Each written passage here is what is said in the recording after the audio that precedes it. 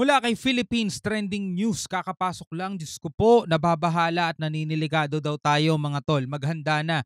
Nawasak ang mga barko ng Pinas umatake China mga tol. Eto, bigyan natin to ng reaction video and commentary mga tol. Ito ay may kinalaman syempre sa kalagayan ng ating bansa at sa mga magaganap at nagaganap na. Mga tol, pag-usapan natin yung mga ganitong issue at dahil bilang isang Pilipino, dapat lahat tayo may pakialam sa mga ganito, no? Samahan ninyo ako mga kapatid at huwag niyo kakalimutan mag-subscribe kay Philippines Trending News at kung bago ka pa lamang dito at trip mo yung mga ganitong klaseng reaction video, huwag mo rin kalimutan mag-subscribe. Click mo na rin ang notification bell para ma-notify ka whenever na may mga bago tayong reaction video tulad nito. So huwag na natin patagalin pa. Panoorin na natin to mga tol. Sa iba pang mga balita sa oras na ito, naniniwala ang National Maritime Council na hindi mali ang patuloy na pagsulong ng Pilipinas ng mapayapang resolusyon sa pamamagitan ng diplomasya. Ito ay sa kabila ng patuloy na pagiging agresibo ng China Coast Guard laban sa mga barko ng Pilipinas. Okay, so kapag usapan natin to mga tol, kasi nga 'di ba bilang isang Pilipino mga tol, nakakaramdam na tayo ng inis. Nakakaramdam na tayo ng frustration mga tol dito sa mga ginagawa ng mga incheck, no, sa panghaharas nila sa atin. Etong kamakailan lang binangga yung dalawang barko natin na butas na yupe mga tol. Subalit, bagamat ganun ang ginagawa ng China mga tol, wala pa rin tayo nakikitang pagganti. No, lagi tayo nandoon sa diplomasya, diplomatic protest, which is tama naman. 'Di ba? Hindi naman natin 'yan tinataliwasan, no. Yan ay inaano natin, sinusuportahan natin. Kailangan natin ng diplomasya. Pero kung mapapansin niyo mga tol at napapansin ko rin yung inyong mga comment, lagi ngang sinasabi, wala, di naman pumapalag ang Coast Guard natin, di naman pumapalag ang AFP natin. Ngayon ang sinasabi nito mga kapatid dito sa balitang 'to, tama lang daw yung aksyon na ginagawa ng Pilipinas. No, tama lang daw yung ginagawa natin na hindi natin sila pinapatulan o hindi rin tayo gumagamit ng tinatawag nilang gray zone o yung gray zone tactics. Which is, yun nga, yung kung ano yung ginagawa ng China. Kalkulado nila yung bawat ginagawa nila, hindi magdudulot ng gera pero hindi rin naman mapayapa. O baga, agresibo pa rin sila pero hindi ahantong sa pagmumulan ng gera mga tol. Tayo naman, hindi natin nakikita yung sarili natin o hindi natin nakikita yung AFP at yung Coast Guard natin na gumaganti kahit water cannon man lang, di ba? Pero ikaw, tatanungin ka, kontento ka na ba doon sa nagiging aksyon ng ating gobyerno? Comment ka sa ibaba. Tuloy natin to. Ayon kay National Maritime Council spokesperson retired Vice Admiral Alexander Lopez, hindi magdudulot ng magandang interes para sa bansa kung magkakaroon ng mas maraming kinetic action o tutugunan din ito ng puwersa ng Pilipinas. O yun nga, di ba? Hindi daw to magdudulot ng maganda sa Pilipinas kung makikipagsabayan tayo sa kanila. For example, binangga tayo, banggain din natin sila, di ba? Hindi magdudulot daw ng maganda yon. O kaya winater cannon tayo, water cannon din natin sila. Diba? Hindi daw 'yun magdudulot ng maganda, sabing gano'n. Dagdag pa ng opisyal, malinaw ang direktiba ni Pangulong Ferdinand Marcos Jr. na resolbahin ang issue sa pamamagitan ng diplomatikong pamamaraan na hindi gumagamit ng anumang uri ng puwersa. Well, good luck na lang. Ang tagal na nating ginagawa yan. Good luck na lang sa atin mga tol. Kailan kaya tayo tatantanan nito? Di ba ang solusyon lang naman para tantanan ka ng bully, palagan mo. 'Di ba? In reality mga tol, kahit gano'n naman talaga sa totoo, kapag pinalagan mo ang bully, nagpalakas ka, pinalagan mo na siya, tatantanan ka na niyan. 'Di ba? Pumalag ka eh. Pero hangga't nagpapabully ka sa kanya, binabatok-batokan ka niya, nagpapabatok ka lang, hindi ka tatantanan niyan. Magiging ano ka niya, libangan ka niya. Every time na bad trip siya, every time na makita ka niya, nagkumukulo dugo niya, gusto ka niyang batukan, gagawin niya sa'yo yun. Ang Pilipinas ay compliant sa Code of Conduct na nilagdaan ng Pilipinas noong 2002. Malinaw sa nasabing kasunduan na mga partido kabilang sa mga signatories ay iwasan ang mga aktibidad na magreresulta sa escalation bunsod yan ng hindi pagkakaunawaan. Hindi naman sumusunod dyan ng China eh. Git ni Lopez, hindi magiging mali ang hakbang ng Pilipinas kung ang diplomatic approach ang ipatutupad nito. Nandun na tayo, hindi magiging mali at kailanman hindi magiging mali yung ganong approach. Kailan lang nagiging mali yung ganyan mga tol? Kapag paulit-ulit mo nang ginagawa ang isang bagay na hindi naman nagdudulot ng progresibong resulta, mananatili mo pa rin tatanggapin yung paulit-ulit na resulta. Diba? Baka matatanda na tayo mga tol. Eto, baka nga apo ko na yung nagre-reaction video rito, binubuli pa rin tayo ng ng China eh.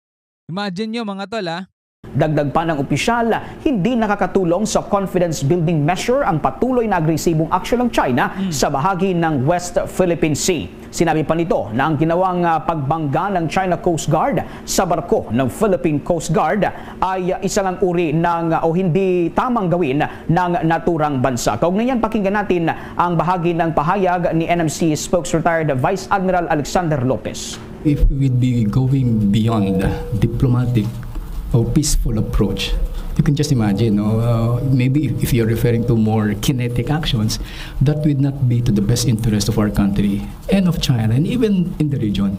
So we're looking at this approach. We can never go wrong by using this diplomatic and peaceful approach, and we are compliant to the code of conduct that we have signed in 2002, that among others, parties will will exercise restraint in the conduct of activities that would complicate or even escalate the dispute in the area, among others. So sa part na yun, naghahalo yung sang-ayon at hindi pagsang-ayon, mga tol, no? Bagamat nakakatulong talaga yung wag na nating masyado pang palalain kasi agresibo na nga ang China tapos sasabayan mo pa di mas lalong sumabog. Kumbaga parang sa mag-asawa, pag mainit yung ulo ng isa at sinabayan mo, talagang sasabog kayong dalawa. Pero mas maganda kung pakalmahin nyo muna. Pero iba kasi itong sitwasyon na to, mga tol. Meron tayong sariling soberanya. Isang bansa tayo. Meron tayong sariling AFP. Diba? Meron tayong sariling armed forces. Diba? Ano ba papel ng armed forces? Sabi nga gano'n ni Alejandro, diba? Ng Magdalo. Ano bang papel ng AFP? Ano bang papel ng Armed Forces of the Philippines? Diba? Ipagtanggol yung ating soberanya, pero syempre lahat ng kilos nila ay nakadepende pa rin sa kung ano ang iuutos nung nasa taas, 'di ba, ng commander-in-chief nila, 'di ba? Pero dito sa sinasabi nila, mga tol, tulad nga ng sinabi ko kanina, mananatiling ganyan na lang talaga sitwasyon. Kapag paulit-ulit mong ginagawa yung bagay na ginagawa mo, paulit-ulit mo rin makukuha yung resulta na nakukuha mo.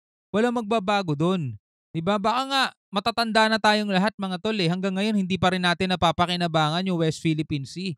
Hindi pa rin natin nakukuha yung mga sinasabing langis na nakabaon dyan. Hindi pa rin natin napapakinabangan, mga tol. Baka matatanda na tayong lahat, yung mga apo na natin, nag-aaral na, kolehiyo na, binubulas pa rin tayo ng China, mga tol.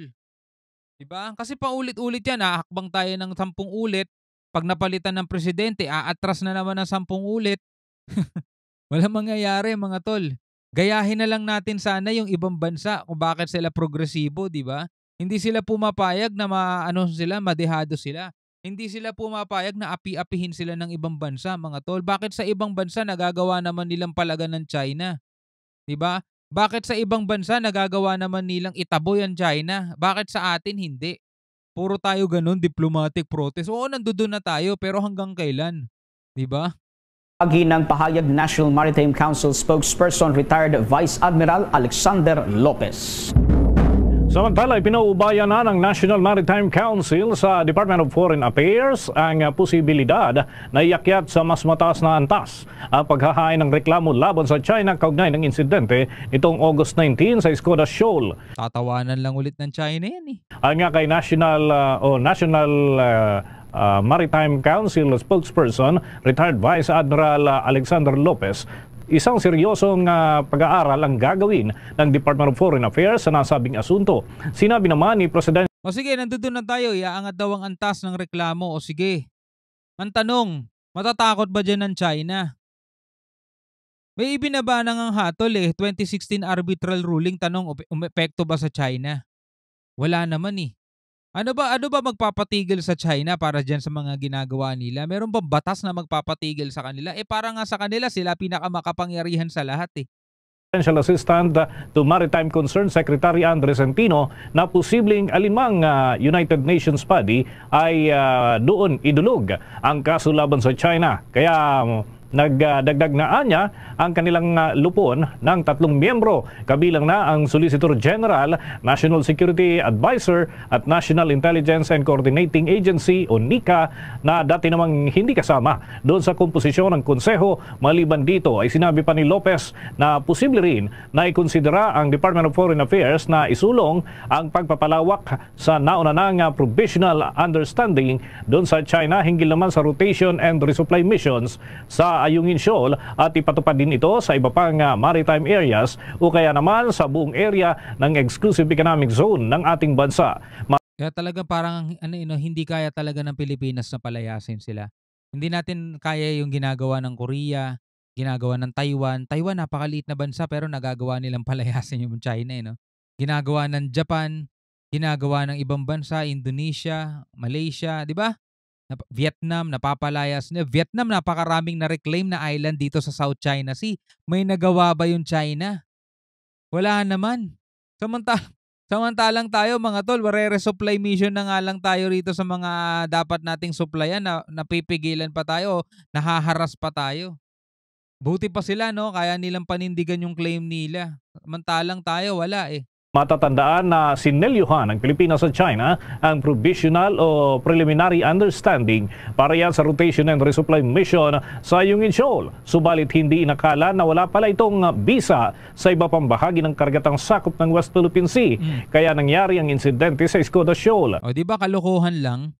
Pahupain daw ang tensyon, di ba? Dapat buong West Philippine Sea kung talagang pahupain ang tensyon, eh wala eh.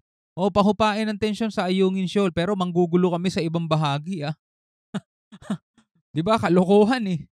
Sa kabila nito ay ginit ni Lopez na mandato ng Coast Guard ng anumang bansa na pangalagaan ng kaligtasan at buhay at magiging ari-arian sa bahagi ng karagatan, subalit malinaw anya na nilabag ito ng China nang magpatupad ito ng mapanganib na pagmaniobra sa kanilang barko na nauwi naman sa pagbangga nito sa barko ng Philippine Coast Guard na nagdulot ng pinsala. Kung ganyan, narito pa ang patuloy ng mga pahayag ni NMC spokesperson retired Vice Admiral Alexander Lopez.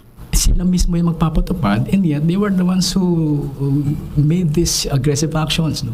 So, diba, it's 180-degree, right, of what they are supposed to do and what we have done in the morning of 19 August. So what's our plan? So, okay.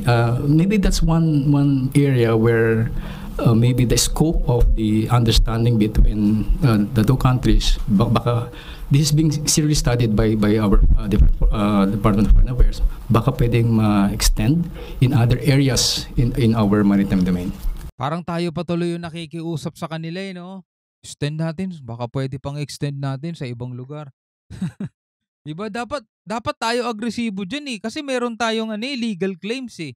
Yun nga kasi ang pumipigil sa atin mga tol, napakahina natin. Yung talaga pumipigil sa atin, napakahina natin. Puno pa tayo ng korupsyon dito sa Pilipinas. Ay naku po.